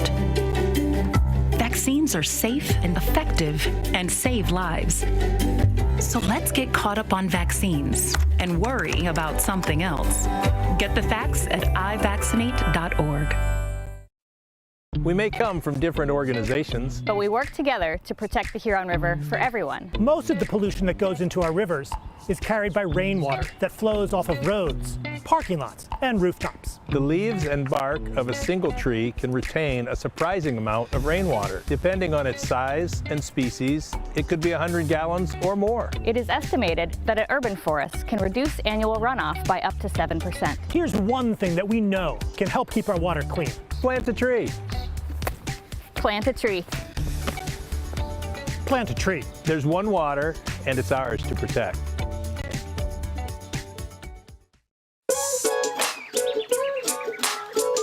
One of the things you can look for in your friends is a change in behavior. These can be big changes, they can be small changes in mood, physical appearance. They may be sleeping less or sleeping more, drinking more, or their eating patterns may be different. One big change that can be pretty obvious is change in motivation. Do they no longer want to play basketball? Do they no longer want to play video games? Now that we're spending more time online and in virtual settings, it's really important to pay attention to the language that your friend is using and the words they're using to communicate. So when we text our friends, are they taking longer amounts of time to respond? Are they not responding at all? You don't have to be an expert to try to recognize these signs. The second that you feel it in your gut and that you're concerned, that's the second to have the conversation and open the door to what might be going on. Whatever gets you talking. Welcome back to the Michigan Megacast. I'm Tyler Keefe. To learn more about the program at civiccentertv.com, where you'll find information about our entire network, including stations such as My Michigan TV. Joining us now is one of nearly 300 charities and nonprofits supported by Share Detroit. Angel Brethaur, of the volunteer coordinator at Oakland HOPE, joins us now on the Michigan Megacast. Angel, thank you for being with us today. Thank you so much for having me. Appreciate having you on. So before we get started, tell us about Oakland HOPE and some of the services that you provide to people in the local area. So at Oakland HOPE, we are a food pantry nonprofit where we serve just over 7,000 a month right now. We serve with fresh produce, we serve meats, and you're able to come in and get groceries every 7 days. We serve just about 30 to 70 pounds per household per visit. And so how do people get in contact with your organization to end up getting these resources? Because for a lot of people that are in these kinds of situations, money is tight. They may not be paying for something like internet service to get into contact through email or be able to get somewhere close to make those kinds of connections or travel to these locations. So how do you get in contact with the people that you're serving? So we welcome walk-ins. We do a lot of mouth sponsorship. We talk about our organization, and we do it spread of mouth. So we tell people about our organization, and then we encourage them to tell others. We have volunteers come in, and we always inform them of the services that we're able to provide and recommend that they tell their friends and family of the services that are available here at Oakland Hope. If you go on our Facebook page, it's just Oakland Hope. We are more than happy to give any information that is needed. We also have a website, oaklandhope.org, where the information is on there as well. But we welcome all walk-ins. You're able to come in Tuesday through Saturday, 11 to 3, and come to our pantry. There's no requirements. So we welcome walk-ins all day long. There's no appointments. There's no registration that needs to be done prior to coming in. We're joined by Angel Brethaur, the volunteer coordinator at Oakland Hope. More information at oaklandhope.org, oaklandhope.org. And if you're listening and you are in need of these services, they have walk-ins at the food pantry available Tuesday through Saturday, 11 a.m. until 3 p.m. More information, again, at oaklandhope.org or at sharedetroit.org. And so you're a volunteer coordinator. What are some of the volunteer opportunities that are available through your organization if people in the area would like to help Oakland Hope? So volunteers are a great need at our organization. Volunteers work in our pantry as well as our thrift store. Our thrift store funds our food pantry. So it is definitely the heartbeat of our organization. It is how we get the revenue to purchase the food that we serve to the community. We welcome all kinds of volunteers, whether or not you are just someone from the community who wants to be involved, or you are from a university or school that requires the community service hours, or even court-ordered community service through a judge's appointed community service hours that someone needs to complete.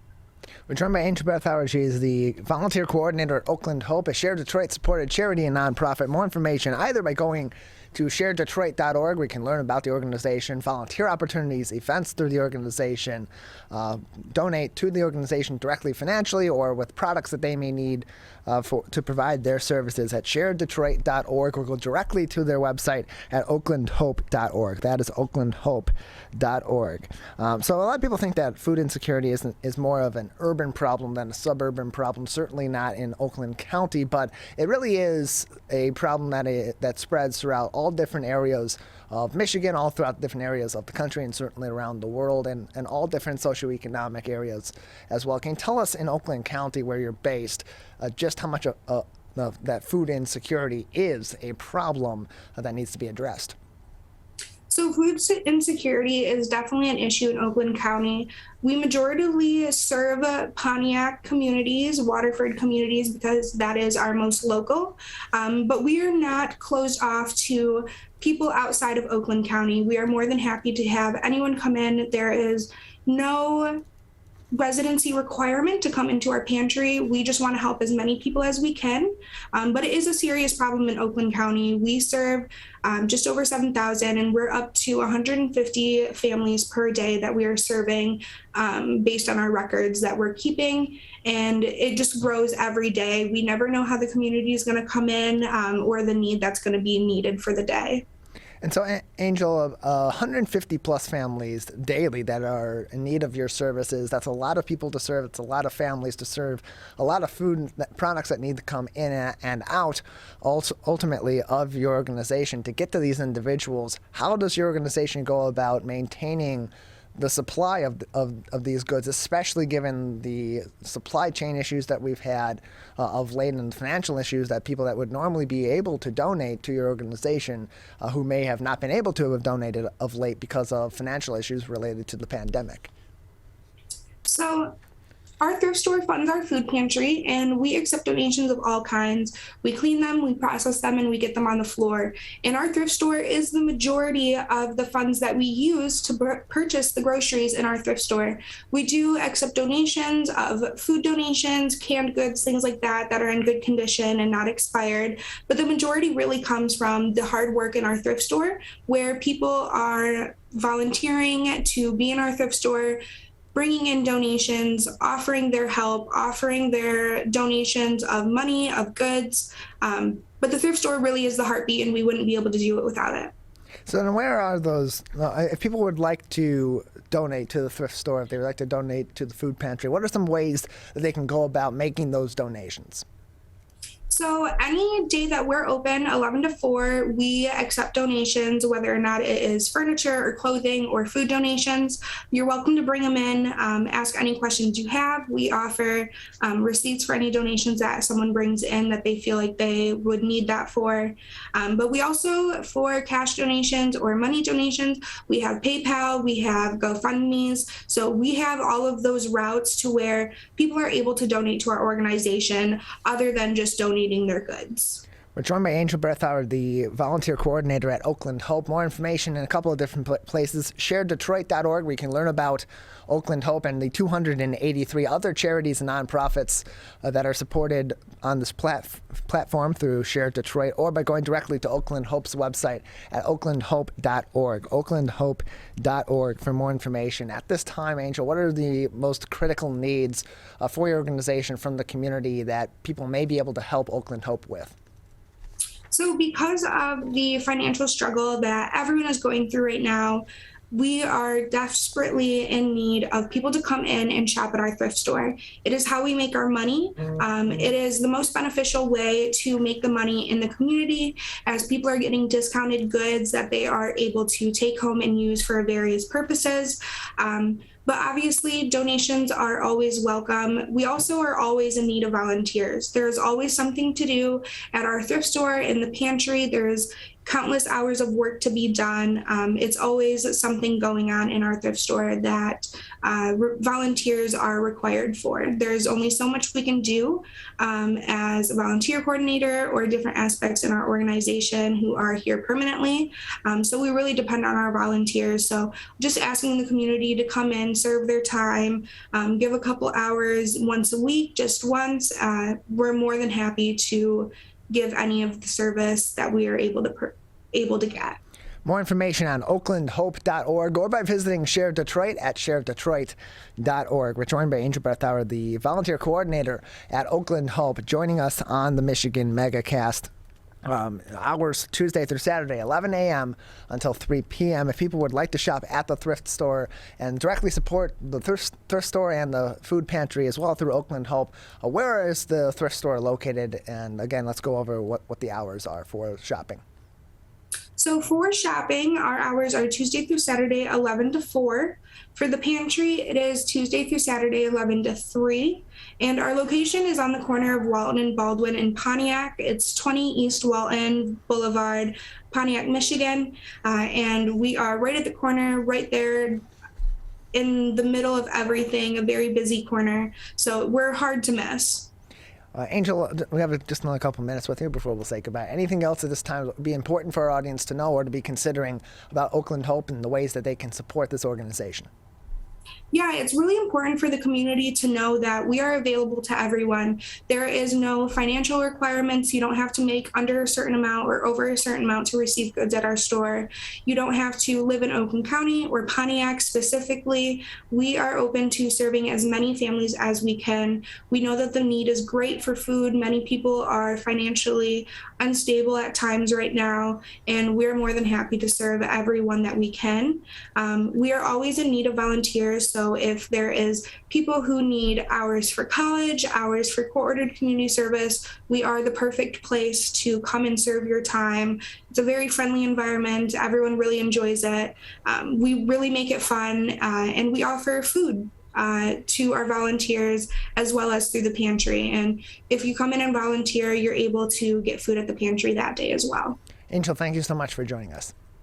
All right. Thank you for having me. Appreciate your time. A couple places you can learn more information about Oakland Hope. ShareDetroit.org. We can search in their charities and nonprofits log for Oakland Hope, and also learn more information about their 283 other charities and nonprofits that they support each and every day at ShareDetroit.org, or by going directly to the Oakland Hope website at oaklandhope.org as well. Tuesday through Saturday, 11 a.m. to 3 p.m. for the food pantry, and if you are in need of their services or would like to make a donation directly to the food pantry, 11 a.m. to 4 p.m. Tuesday through Saturday if you'd like to shop at their thrift store, which directly funds the rest of their operation. We're going to take a break. On the other side, we'll wrap things up. We'll tell you where you can find all the information you need to know about each of these interviews and our full episodes, and where you can learn more information about all of our partnering stations as well. This is the Michigan Megacast. When times get dark, we can't see the help that's all around us. When you don't know where to turn, let 211 be your guiding light.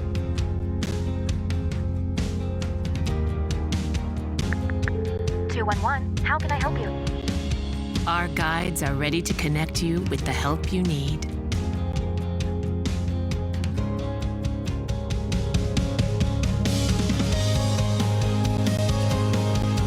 For help with food, healthcare, mental health, and other resources,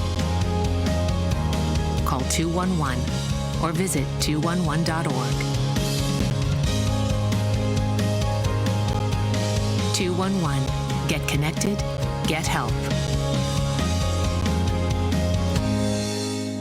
If you are struggling to afford your internet bills during the pandemic, there's a temporary government program that may be able to help. It's called the Emergency Broadband Benefit, and it provides up to a $50 monthly discount on your broadband bill to qualifying households. Find more information about the program, including if you qualify and how to enroll, at fcc.gov/broadbandbenefit, or call toll-free at 833-511-0311. A public service announcement from 89.3 Lakes FM. Whether you're the city, the county, or the Huron River Watershed Council, we work together to protect water resources for everyone. Most of the pollution entering our rivers is carried by rainwater that runs off roads, parking lots, and rooftops. A rain garden helps catch stormwater runoff. Rain gardens and their plants help dirty runoff soak into the ground. You can do your part to help keep our water clean. Learn about rain gardens and native plants. So consider a rain garden in your home landscaping. Catch the runoff with a rain garden. There's one water, and it's ours to protect. I couldn't breathe at all. There was lots of talk about putting me on a ventilator. I thought I was gonna die. I was 39 weeks pregnant and had a scheduled C-section. During that time, I got COVID and was hospitalized for a month. I had a blood clot in my lungs. It caused me to go into right-sided heart failure. I was really scared. I kept texting my husband and my mom, telling them how scared I was, and I was worried that he was gonna grow up without a mom. And then I was worried if, when I did get home, that he wouldn't know who I was. You know, being 27 and a mom and a wife and having that all almost taken away from me. It's scary, and if a vaccine can prevent that from happening, why not? Get your vaccine. I don't want this to happen to anybody else.